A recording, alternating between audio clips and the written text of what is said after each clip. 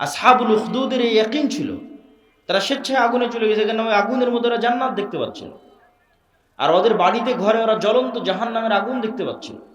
এটাই ইয়াকিন, এটাই পরকালের উপর ইয়াকিন। অন্তত 20% মানুষের এই লেভেলের যতক্ষণ ঈমান না হবে ততক্ষণ ইসলামের বিজয় হবে না। মুসলমানেরা জোর করে টেনে নেওয়া হবে, কেননা পরকালমুখী চিন্তা ছাড়া ইসলামের বিজয় সম্ভব নয়।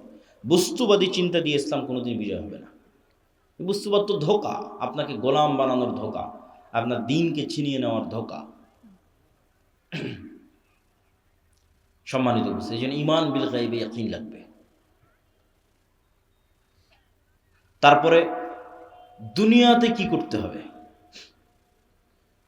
দুনিয়াতে দুটো জিনিসের মাধ্যমে নেতা তৈরি হয়, একটা হচ্ছে জ্ঞান এবং শিক্ষা, আর একটা হচ্ছে সত্যবাদিতা এবং ন্যায়পরায়ণতা। এই দুইটার মাধ্যমে নেতা তৈরি হয়, নেতা তৈরির কারখানা। ন্যায়পরায়ণতার আমানতদারিতা যেন মুসলমানদের মধ্যে না থাকে, এই জন্য মুসলমানদের উপর চাপিয়ে দেওয়া আছে গণতন্ত্র। গণতন্ত্র হচ্ছে গোলাম তৈরির কারখানা। কেন? গণতন্ত্রের কালচারই এমন যে ওখানে আপনাকে মিথ্যা বলতে হবে। গণতন্ত্রের কালচারই এমন, ওখানে আপনাকে 2 নম্বরই করতে হবে, ধোঁকাবাজি করতে হবে। অন্য দলের সাথে তো বহু দূরে থাক, একই দলের একই আসনের মনোনয়ন প্রার্থী একজন আর একজনের বিরুদ্ধে যদি 2 নম্বরই না করে তো মনোনয়নে নিয়ে আসতে পারবে না। তাহলে এই যে 2 নম্বরই কালচারের মধ্যে দিয়ে যেন বড় হয়, এই জন্য গণতন্ত্র চাপিয়ে দেওয়া। তাহলে কি হবে? তাহলে 300টা যে এমপি আসতেছে, 300 এমপি 2 নম্বরই রাস্তা অবলম্বন করে আসতেছে। তাহলে এরা 300 জন আপনাদের কাছে এমপি, কিন্তু আল্লাহর কাছে গোলাম, কৃতদাস। এরা টাকার কাছে বিক্রি হয়ে যাবে। কেন? আমাদেরকে ওই কালচারের মধ্যে বড় করা হয়েছে। তাহলে সত্যবাদী ন্যায়পরায়ণ যে কোথাও বিক্রি হবে না। এই যে OC, DC, SP, AC land, sub registrar, এদের তো রাজনৈতিক দলের সাথে এদের ক্ষমতা যায় না। আওয়ামী লীগের আমলেও যারা ছিল এখনও তারাই। এটা সরকারি চাকরি, যতক্ষণ রিটায়ার্ড না হয়েছে ততক্ষণ যাবে না। পুলিশ বলেন, আর্মি বলেন, জজ বলেন, বিচারক বলেন, সব। তো এরা তো আমরা আপনারাই, এরা তো বাইরের কেউ নয়। এরাই যদি বলে যে আজ থেকে সত্যবাদী হলাম, ন্যায়পরায়ণ হলাম, একদিনে দেশে 80% ইসলাম কায়েম হয়ে যাবে। কিন্তু ভুল হচ্ছে আমরা মানুষকে বুঝাতে পারিনি যে এটা ইসলাম। মানুষ মনে করে নিয়েছে যে সবাই মিলে যদি আমরা বোরখা পরি তাহলে ওটাই হয়েছে শতভাগ ইসলাম। ওটা অবশ্যই ইসলাম। আমরা সবাই মিলে যদি মসজিদে যাই তাহলে এটাই শতভাগ ইসলাম, অবশ্যই ওটা ইসলাম। কিন্তু আমরা সবাই মিলে মসজিদেও গেলাম, সবাই মিলে বোরখাও পরলাম, কিন্তু আবার একজন আর একজনের টাকা মেরেও নিলাম। তাহলে আমরা এখনো বুঝিনি যে ইসলাম কি, এইটা এখনো বুঝিনি। কেন? এক কালবে আল্লাহর ঈমান আর আমানতের খেয়ানত একত্রিত হতে পারে না। লা ঈমান আল ঈমান লা আমানাত লাহু। ফলত মানুষকে আমরা বুঝাতেই পারিনি। আমি যে বললাম যে আজকে OC, DC, SP, AC land, sub registrar এরা যদি শতভাগ সৎ আর ন্যায়পরায়ণ হয়ে যায় তো 80% ইসলাম কায়েম হয়ে যাবে, এটা কেমনে বললাম?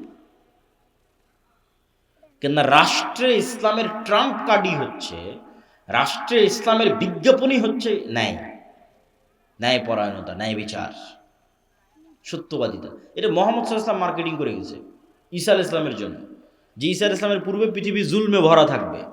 ঈসা আলাইহিস সালাম না আসা পর্যন্ত কিয়ামত কায়েম হবে না। লা তাকুমুস সাআ হাত্তা ইয়ানজিলা ঈসা ইবনে মারইয়াম। ঈসা ইবনে মারইয়াম যতক্ষণ অবতীর্ণ না হয়েছে কিয়ামত হবে না। আর ঈসা ইবনে মারইয়াম অবতীর্ণ হয়ে কি করবে জানো? সারা পৃথিবীতে ন্যায় প্রতিষ্ঠা করবে। আল্লাহু আকবার। এটা ব্র্যান্ডিং।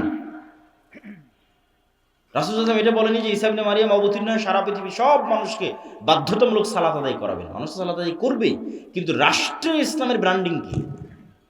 রাষ্ট্রে ইসলামের ব্র্যান্ডিং হচ্ছে ন্যায়। তো ওই OC, DC, SP, AC land, sub registrar এরা এমন ইসলাম বুঝলো যে এরা এখন মানুষের টাকা মেরে নিয়ে হজ করে, ঘুষ নিয়ে মসজিদে দান করে, প্রশ্ন ফাঁসের টাকা দিয়ে মাদ্রাসায় দান করে। তাহলে আমরা কি ইসলাম বুঝালাম বলেন মানুষকে?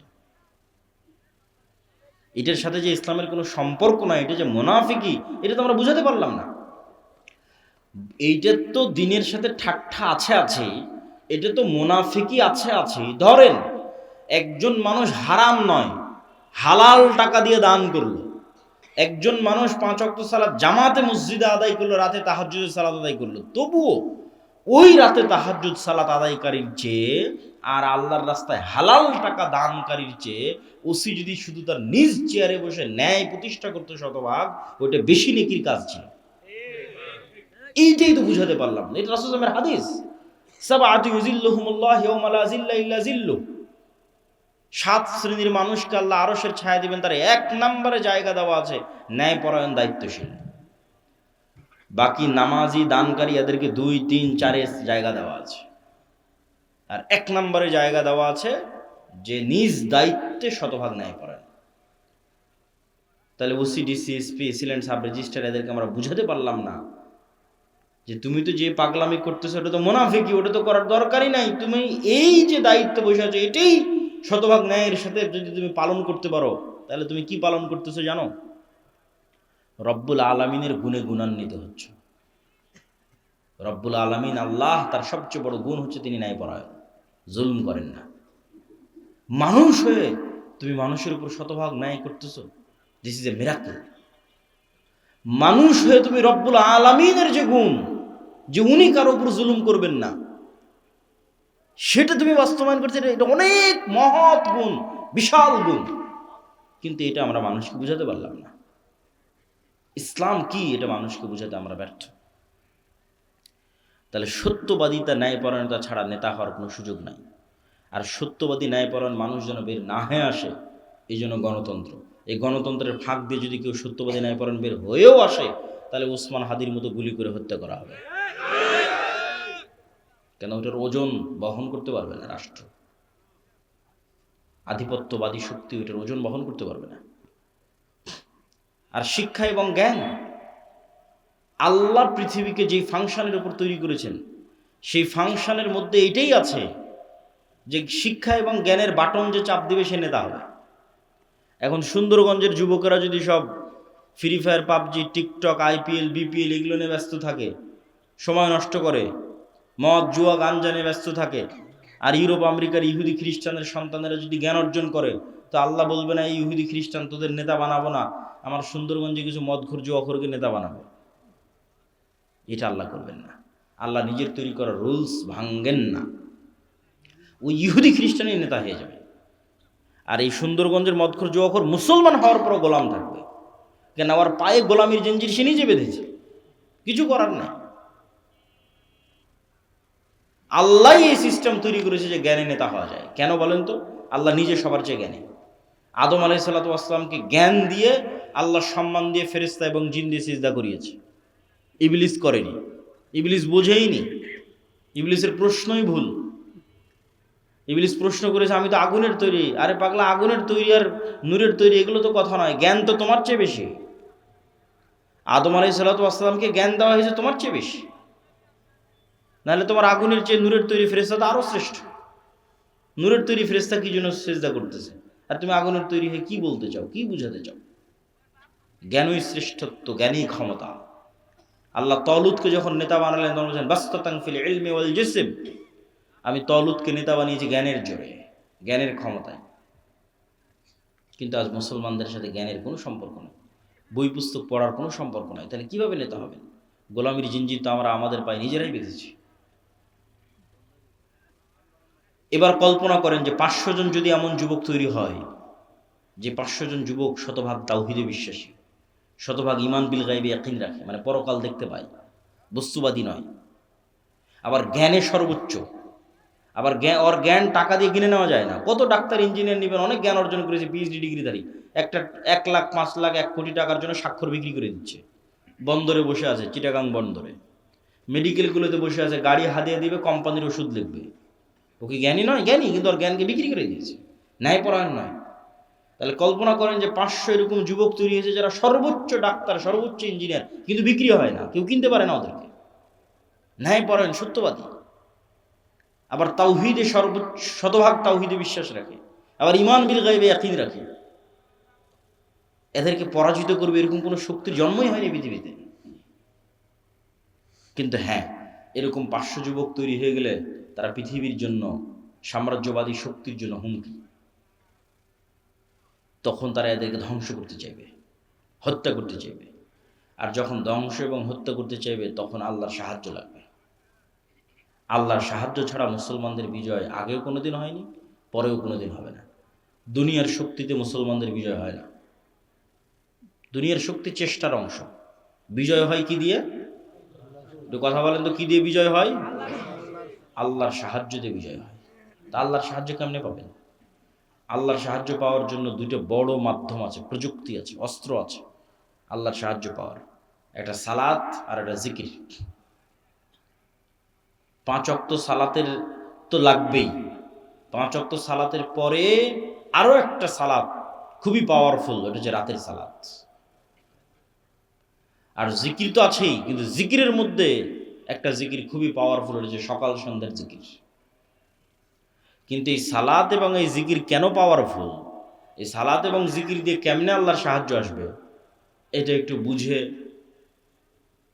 তারপরে আমাদেরকে সামনের দিকে আগাতে হবে। দেখেন, এখান থেকে ঢাকা অথবা আমেরিকা অথবা রাজশাহীতে কোনো ভালো টিচার যদি থাকে, তার সাথে আপনি অনলাইনে ক্লাস করতেছেন লাইভ, অথবা অনলাইনে ফোনে কথা বলতেছেন লাইভ। তো এই যে অনলাইনে ফোনে লাইভ কথা বলতেছেন, লাইভ ক্লাস করতেছেন লগ ইন করে পাসওয়ার্ড দিয়ে, তো হাজার হাজার কিলোমিটার দূরে থাকা টিচারের মুখোমুখি হয়েছেন ইন্টারনেট দিয়ে, জুম দিয়ে, হোয়াটসঅ্যাপ দিয়ে।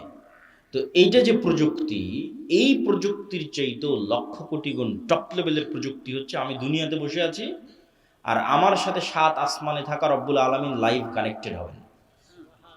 ওটা হচ্ছে সালাত। রব্বুল আলামিনের সাথে, রব্বুল আলামিন 7 আসমানে আরশে, আমি দুনিয়ায়, কিন্তু মুখোমুখি হব লাইভ, সরাসরি কথা হবে। ওটার প্রযুক্তি সালাত, ওটার জন্য সালাতে দাঁড়াতে হবে, সিস্টেম ওইটা, ফরম্যাট ওইটা, যেটা আমার পূর্বের বক্তা বলছিলেন, যেটা গায়েবে নির্ধারিত ফরম্যাট, লাউহে মাহফুজে নির্ধারিত ফরম্যাট। সেম হুবহু ওই ফরম্যাট যখন আপনি ধারণ করবেন, কানেকশন তৈরি হয়ে গেছে। ফরম্যাটে উল্টাপাল্টা হয়ে গেলে কানেকশন হবে না, নেটওয়ার্ক কাজ করবে না, অ্যাক্টিভ হবে না, ফাংশন করবে না। এই জন্য ফরম্যাট হুবহু এরকমই থাকা লাগবে, যেমনটা লাউহে মাহফুজে, লাউহে মাহফুজ থেকে জিব্রাইল, জিব্রাইল থেকে মোহাম্মদ সাল্লাল্লাহু আলাইহি ওয়াসাল্লাম, মোহাম্মদ সাল্লাল্লাহু আলাইহি ওয়াসাল্লাম থেকে কোরআন এবং হাদিসে। তো কোরআন এবং হাদিসে যেভাবে ফরম্যাট দেওয়া আছে ওটাই হতে হবে। তাহলে ওই ফরম্যাট দিয়ে আপনি এখন জমিনে বসে থেকে রব্বুল আলামিনের সাথে কানেকশন হবে। ঠিক যেমন আমরা আমাদের মোবাইলের পাসওয়ার্ড ওপেন করতেছি ফিঙ্গারপ্রিন্ট দিয়ে, ফেস ভেরিফিকেশন দিয়ে। ওই ফেস ভেরিফিকেশন যখন নেয় তখন বলে ডানে তাকাও, বামে তাকাও, উপরে তাকাও, তাহলে পুরো ফেসটা নেয়, পুরো ফেসটা মোবাইলের কাছে থাকলো, পরে যখনই আমার ফেসটা দেখে চিনতে পারে, সাথে সাথে খুলে যায়। তো আজকের যুগে, আধুনিক যুগে অনেক দরজা আছে, দেখবেন ফিঙ্গারপ্রিন্ট দিয়ে দরজা ওপেন হয়। আচ্ছা, আমাদের গাড়ির চালক কি এসে পৌঁছেছে? কিছু ভাই পৌঁছেছে? তো দেখবেন যে ফিঙ্গারপ্রিন্ট দিয়ে দরজা ওপেন হয়, কার্ড পাঞ্চ করে দরজা ওপেন হয়। তো মনে করেন আমরা অত্যাধুনিক প্রযুক্তির একটা দরজার সামনে দাঁড়িয়ে আছি, যেই দরজা পাসওয়ার্ড অনেক কঠিন, প্রচুর ভ্যারাইটিস পাসওয়ার্ড। যেমন মোবাইলের পাসওয়ার্ড দেওয়ার সময় ওরা কী বলে যে শুধু ইংরেজি লিখিও না, সংখ্যা দাও, 1 2 3 4 দাও, 1 2 3 4 পরে হ্যাশ দাও, স্টার দাও, যত রকমের দিতে পারো তত পাসওয়ার্ড শক্ত। তো পাসওয়ার্ড অনেক শক্ত, নির্ধারিত সময় আসতে হবে, নির্ধারিত সময় ছাড়া কাজ করবে না, দরজা খুলবে না। নির্ধারিত সময় আসতে হবে, পবিত্র অবস্থায় আসতে হবে, পবিত্র হওয়ারও ফরম্যাট দেওয়া আছে। মানুষ বুঝতেছে না কী ব্যাপার, আমি পেশাব পায়খানা করলাম কিন্তু হাত কেন ধুচ্ছি, এটা তো গায়েবে নির্ধারিত ফরম্যাট, এটা তো প্রযুক্তি।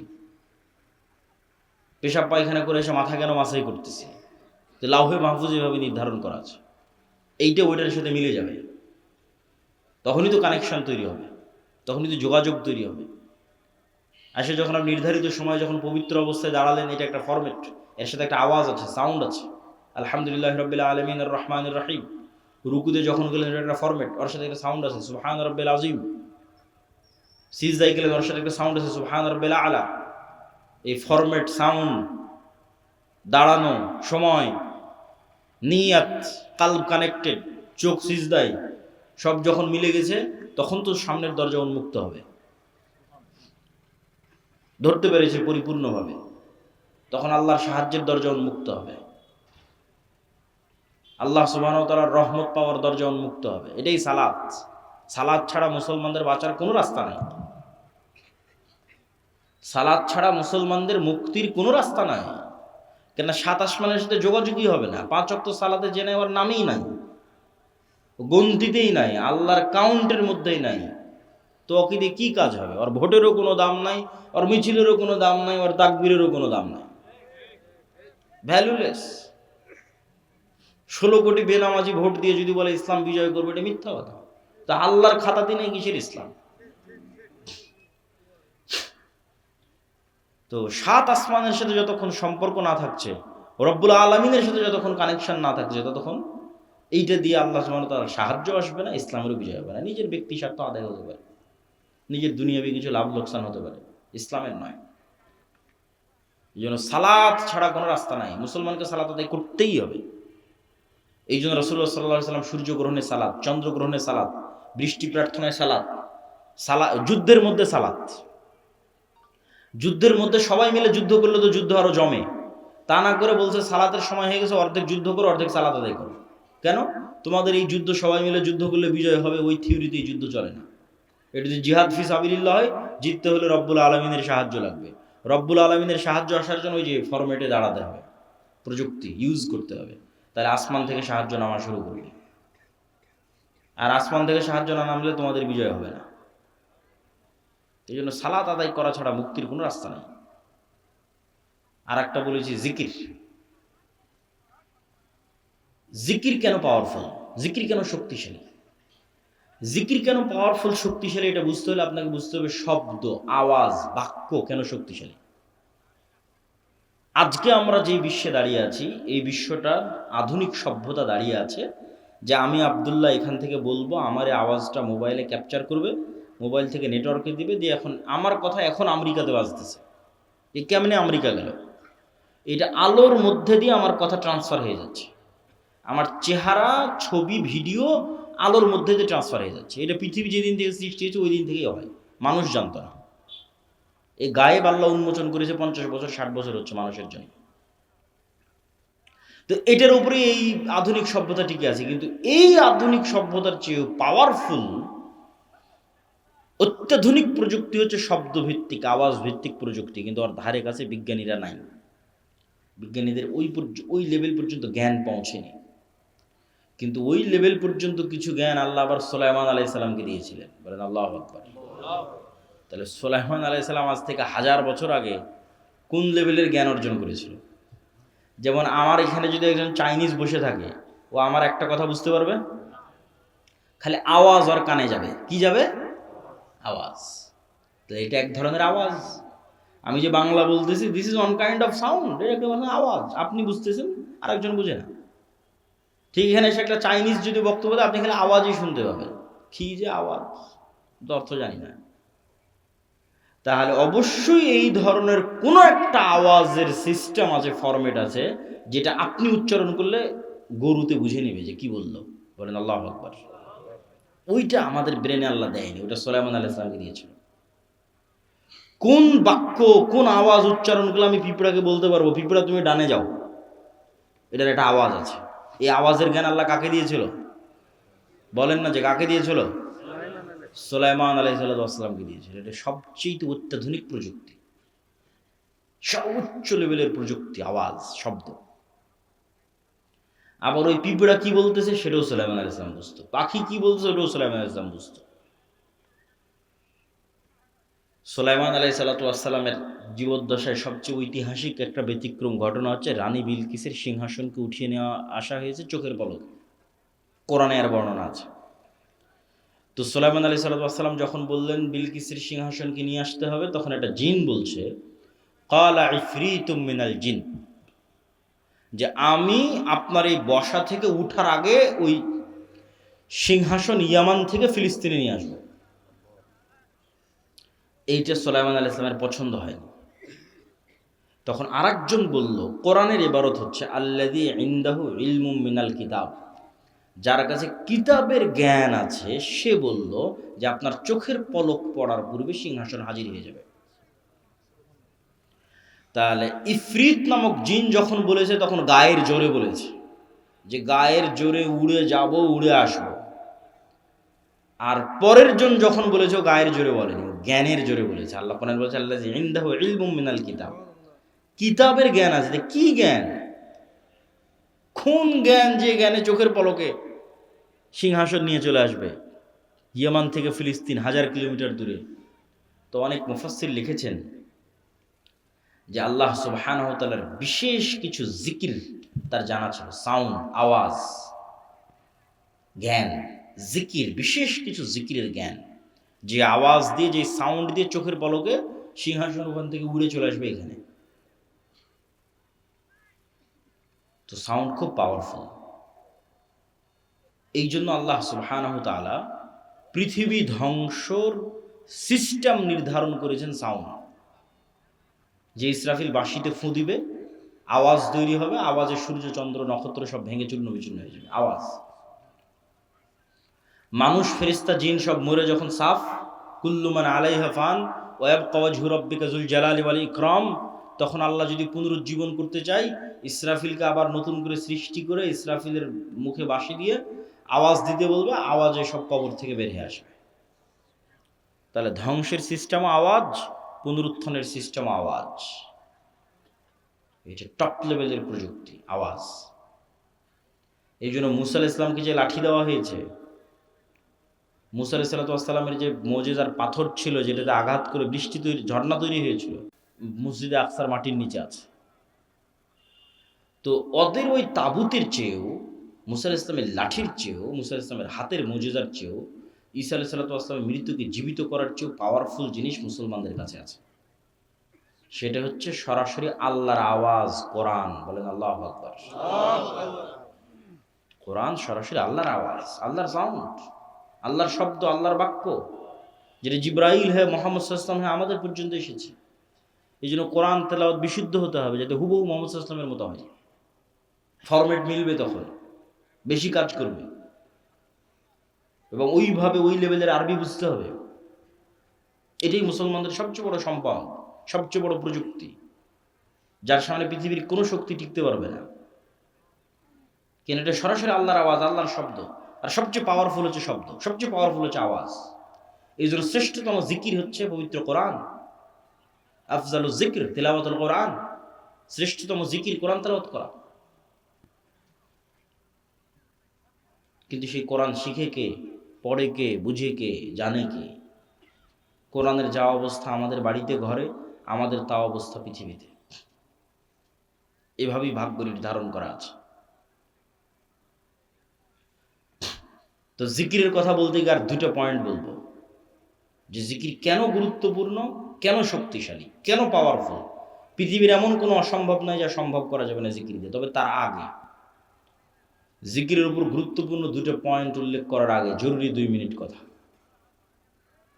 এই যে আজ সুন্দরগঞ্জে সম্ভবত আমি আজকে প্রথম এসেছি নাকি? তো এই যে এত চেষ্টার পর, এত পরিশ্রমের পর প্রথম আসলাম, এই আশা যদি শেষ হয় তাহলে আর কোনো অর্থ থাকে না। কিন্তু বাংলাদেশের যত উপজেলা, 600 উপজেলায় একবার করে গেলে 2 বছর লাগবে, তাও যদি প্রতিদিন প্রোগ্রাম করা হয় তাহলে। আর যদি মাত্র সিজনের 2-3 মাস প্রোগ্রাম করা হয় তাহলে 5 বছর লাগবে সব উপজেলায় যেতে। তাহলে আপনাদের সাথে আমাদের যোগাযোগ থাকবে কিভাবে? যোগাযোগ থাকার মাধ্যম হচ্ছে মাসিক আল ইতিসাম। যোগাযোগ থাকার মাধ্যম হচ্ছে এই যে আজকে যে আলোচনা করলাম, এটা পুরোটাই এই বইয়ে লেখা আছে, আল্লাহর পথে যাত্রা। এটা সব দাওয়া সেন্টার, মসজিদ, মাদ্রাসা, স্কুল, কলেজে রেখে প্রতি সপ্তাহে অন্তত একদিন 1-2 পৃষ্ঠা করে পাঠচক্র করতে হবে। এটা মুসলমানদের মুক্তির রোডম্যাপ হিসেবে লেখা 1 নম্বর বই। 2 নম্বর আর একটা বই আসবে পূর্ণাঙ্গ বিপ্লবের জন্য, যে একদল মুসলমান প্রস্তুত হবে, তারা কি করবে, কি কাজ তাদের, সেটাকে দার্শনিক অ্যাঙ্গেল থেকে, ভিন্ন অ্যাঙ্গেল থেকে, পবিত্র কোরআন এবং হাদিসের মাধ্যমে, দলিলের মাধ্যমে গায়েবের বিষয়গুলোর উপর ফোকাস দিয়ে লেখা আছে। শয়তান, ফেরেশতা, রূহ, নফস, ঈমান বিল গায়েব, জিকির, সালাত, এগুলোর উপর ফোকাস দিয়ে লেখা আছে। তো আমাদের বই পুস্তক এবং মাসিক আল ইতিসাম, এগুলো আপনাদের সাথে, আমাদের সাথে আপনাদের স্থায়ী সম্পর্ক ধরে রাখবে। 2 নম্বর হচ্ছে মক্তব। বুড়া মানুষদের বিপ্লব হবে না, বেশিরভাগই বৃদ্ধ মানুষ বসে আছে। বিপ্লবের জন্য নতুন প্রজন্ম লাগবে। এই নতুন প্রজন্মকে কোথায় পাবেন? মাদ্রাসায় আছে 2% করে, মাদ্রাসায় আসে 2%। সারা বাংলাদেশের যত স্টুডেন্ট 2% মাদ্রাসা। তাহলে 98% স্টুডেন্টকে ধরতে হলে মসজিদে যেতে হবে। প্রত্যেক গ্রামের মসজিদে ওই এলাকার শতভাগ মুসলমানের সন্তানকে মক্তবে নিয়ে আসতে হবে। এটাই আন্দোলন, এটাই মুভমেন্ট। এরাই ভবিষ্যৎ সিটিসিএসপি হবে। এদের মাথার মধ্যে ছোটবেলায় এই আকিদা, এই বিশ্বাসগুলো দিয়ে দিতে হবে। যাদের কাজ কি? সত্যবাদিতা, ন্যায় পরায়ণতা কি, শিক্ষা জ্ঞান কি, শতভাগ তাওহীদ কি, ঈমান বিল গায়বি ইয়াকিন কি। এই জন্য মক্তব লাগবে। মক্তবের সিলেবাস আমারই লেখা। আমাদের দাওয়াল আল্লাহর যে মক্তব চলে, উসমানী কায়দা আছে, আদর্শ শিক্ষা আছে, তালিমউদ্দিন আছে। প্রায় 700 মসজিদের উপর মসজিদের ইমামেরা আমাদের কাছে ট্রেনিং নিয়েছে। এবং আমার ধারণা যারা ট্রেনিং নিয়েছে তারা আগের চেয়ে এখন ভালো পড়ায় এবং বাচ্চাদেরকে ভালো শেখায়, আলহামদুলিল্লাহ। এই সকল মক্তবের উপর একটা আমাদের প্রতিযোগিতা আয়োজন হচ্ছে এনটিভিতে, যেটা তো অনেক খরচ। মক্তবের স্টুডেন্টরা টিভিতে যাবে, সেই উদ্যোগে এই অনুষ্ঠান আয়োজন হচ্ছে। তো অত্র অঞ্চল পুরো সুন্দরগঞ্জ আশপাশে যত বেশি পারা যায় মক্তবের শিক্ষকদের ট্রেনিং দেওয়ানো, এটা আপনাদের কাজ। যাতায়াত খরচও লাগে না, থাকা খাওয়া লাগে না।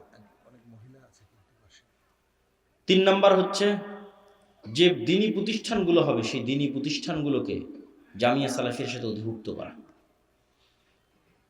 এইটার মাধ্যমে আমাদের সাথে আপনাদের সম্পর্ক তৈরি হবে। এটা বলে এবার জিকিরের যে 2টা পয়েন্ট, সেই 2টা পয়েন্টের দিকে আগায়। মেয়েদের কথা বলা হয়েছে যে মেয়েরা আজকের অনুষ্ঠানে, আপনি যদি মনে করে শুধু ছেলেদের কাজ, এটার অনেক অংশ মেয়েদের সাথে জড়িত আছে। কিভাবে? এই যে আপনারা যারা এখানে উপস্থিত আছেন, নিজ বাপের সম্পত্তিতে নিজ বোনকে ন্যায়ের সাথে সম্পদ দিয়েছেন? যদি দিয়ে থাকেন, নেতা হবেন, আপনার ছেলেরা নেতা হবে। যদি না দিয়ে থাকেন, আপনি গোলাম, আপনার পরবর্তী 14 প্রজন্ম গোলাম। এটাই গোলামীর স্বভাব। ধোঁকা দেওয়া, ন্যায় প্রতিষ্ঠা না করা, এটাই গোলামীর স্বভাব। তাহলে মা এবং বোনকে তাদের সম্পত্তি ন্যায়ের ভিত্তিতে বন্টন করতে হবে। ঠিক মা এবং বোনকে চিন্তা করতে হবে, আমি কি আমার শাশুড়ির সাথে ন্যায় করতেছি? শাশুড়িকে চিন্তা করতে হবে, আমি কি আমার স্ত্রীর সাথে ন্যায় করতেছি? এই এক চিন্তাতে সমাজ ঠিক হয়ে যাবে।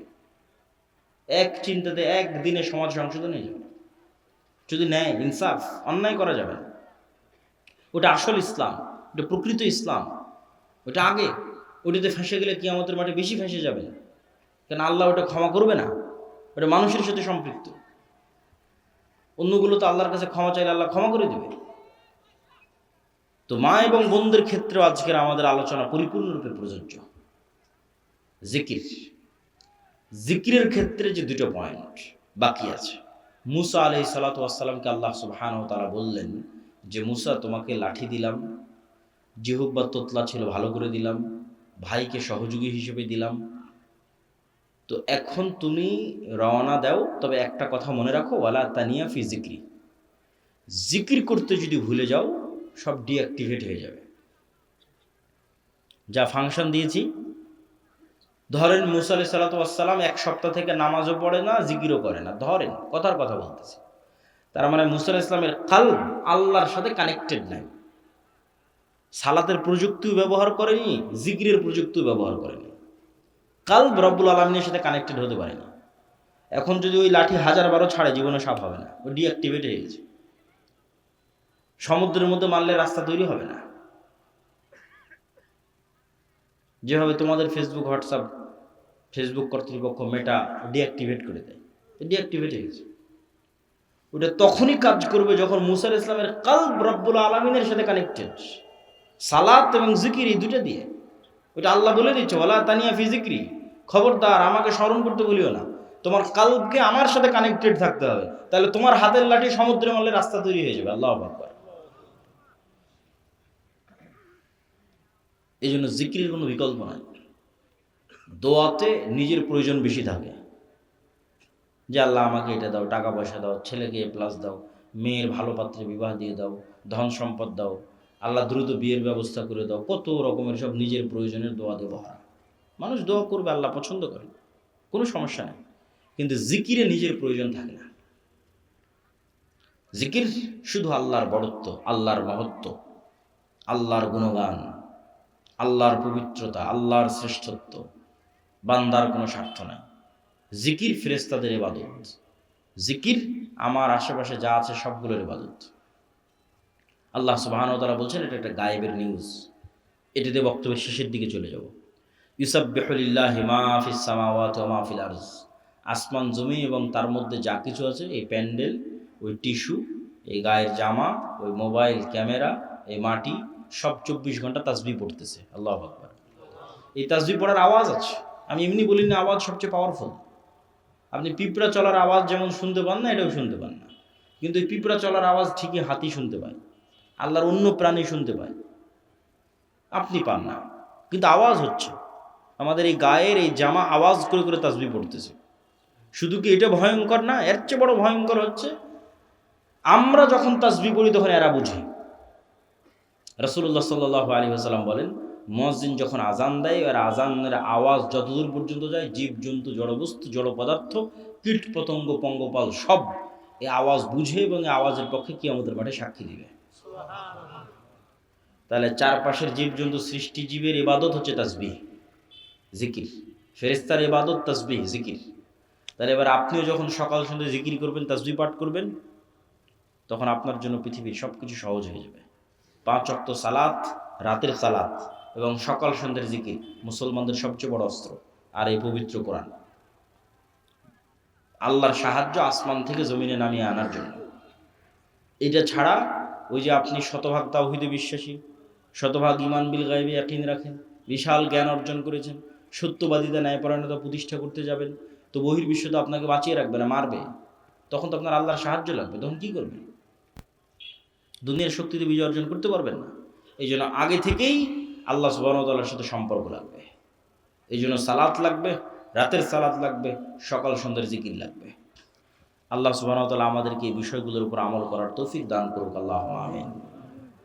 আজকে আমাদের এই বক্তব্যের যে বইকে কেন্দ্র করে আলোচনা হলো সেটা আল্লাহর পথে যাত্রা। তবে আরেকটা বই আজকে পাবেন, সেটা হচ্ছে রাসূল সাল্লাল্লাহু আলাইহি ওয়াসাল্লাম দেখতে যেমন ছিলেন, এটা আল্লাহর নবীর চেহারা, তার চেহারা মোবারক, তার দাড়ি, তার চুল, তার হাত পা, গায়ের জামা, হাঁটার ধরন, নাকের স্টাইল সব এই বইয়ের মধ্যে আছে। এই বই এবং মাসিকাল ইতিসাম এগুলোকে মূল্যায়ন করবেন। তাড়াহুড়ো করে ওঠার দরকার নাই। 2-1টা প্রশ্ন আছে, প্রশ্নের উত্তরগুলো আমরা দিয়ে নিই। আর বই স্টেজের ডান পাশে প্রশ্ন থাকলে লিখে দিতে পারেন, সংক্ষেপে কয়েকটা প্রশ্ন উত্তর দেওয়া হবে। এবং বইগুলো আপনারা একটু ডান সাইডটা ফাঁকা